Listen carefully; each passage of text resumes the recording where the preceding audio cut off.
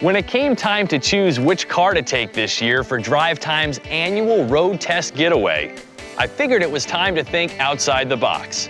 Hi, I'm Steve Hammes from Drive Time.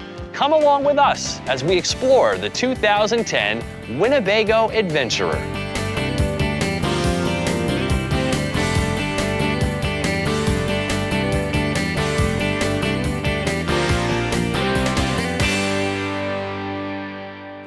The Adventurer is one of Winnebago's premier Class A motorhomes, and at over 37 feet long and at over 8 feet wide, incredible spaciousness awaits. And that's a very good thing, because we're about to put 4 adults and 1 child in here for the next 10 days.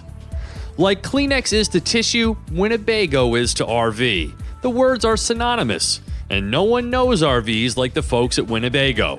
They've been turning out motorhomes from their Forest City, Iowa production facility since the early 60s.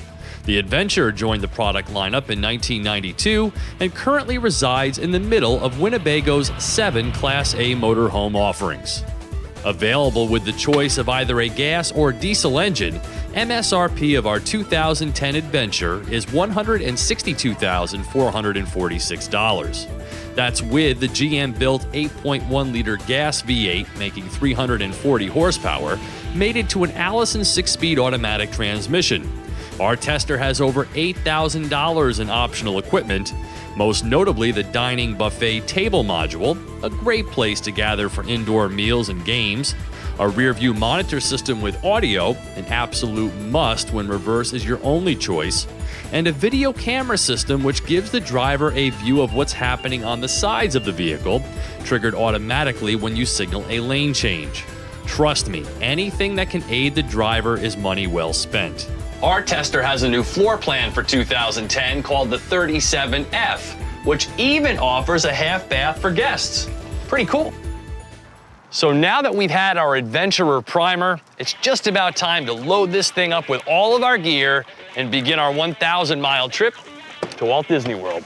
1,300 miles one way, to be exact, from Drive Time headquarters in Albany, New York, to our final destination, the campsites at Disney's Fort Wilderness Resort. Facing 20-plus hours of driving ahead of us, and there would be no stopping other than to refuel the 75-gallon gas tank, test driver Chris and I drove in shifts. We quickly understood some RV driving rules. 2 hands on the wheel, check all of the visual resources before changing lanes, brake early, and always plan out your stop so that reverse is never the only way out. A pestilent crosswind made for some white-knuckle driving over the Delaware and Susquehanna rivers, and each passing semi will cause the Adventurer to do a sidestep. But with time, you just become accustomed to making the steering corrections. You can cruise along happily at 70 to 75, but once you reach 80, the Adventurer says stop, that's enough, and with good reason. Look, driving something this tall, long, and heavy creates issues you never have to worry about in your car, so you quickly have to adopt a new skill set. Winnebago's focus here is to make your camping experience the most comfortable it can be, and with that, they do it smarter than anyone. As for the vehicle in motion, well, it would be fun to see Winnebago team up with, say, BMW to see about sharing some chassis tricks. Finally, we made it to Walt Disney World, without any incidents other than a broken wiper arm, and with all 5 occupants well rested and ready to go. The neat thing about having a bathroom on board and a huge gas tank is that you rarely have to stop and get out. We averaged about 8 miles per gallon, so fill-ups, while infrequent, usually take 10 minutes and 2 swipes of the credit card for about $150 a pop. So with the Adventurer leveled, slide-outs extended, hookups complete, and awning pulled out, we were ready to live the Winnebago lifestyle. The RV community is tightly knit, full of friendly characters willing to share just about anything.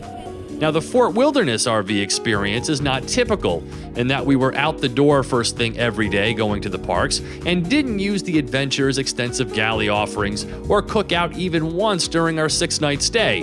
But we did appreciate the roominess, comfortable beds, and privacy areas, along with cable TV to check the day's news and weather. Luckily, the good folks at Diamond RV Center in Hatfield, Massachusetts gave us motorhome novices thorough instruction. And let me say, there's a lot to take in at first. Beyond acclimating yourself to the driver's seat, you've got to know what the myriad switches and remotes are for, when to use them, and how to rid yourself of your waste. When is the generator necessary? How about the propane? And most importantly to my daughter, can Daddy rewire the retractable buffet TV so that it works when the vehicle is in motion? Oh, did I just say that? Indeed, there's a learning curve here, but after some time together, a good dose of trial and error, and some manual reading, we had the adventure down pat. Our time went quickly, and after a week of Disney-style RV fun, our return trip was about to begin. All told, we spent about $1,100 on gas, about $75 on tolls, and saved hundreds over the cost of a Disney hotel. Our Winnebago journey provided memories no regular car road trip ever could. And though I still don't understand how it is there's no navigation system in here, and ponder ways to reduce the number of switches from hundreds to maybe a dozen, I quite like the RV way of travel. And doing it in a Winnebago Adventurer is like taking your home with you. For Drive Time, I'm Steve Hammis.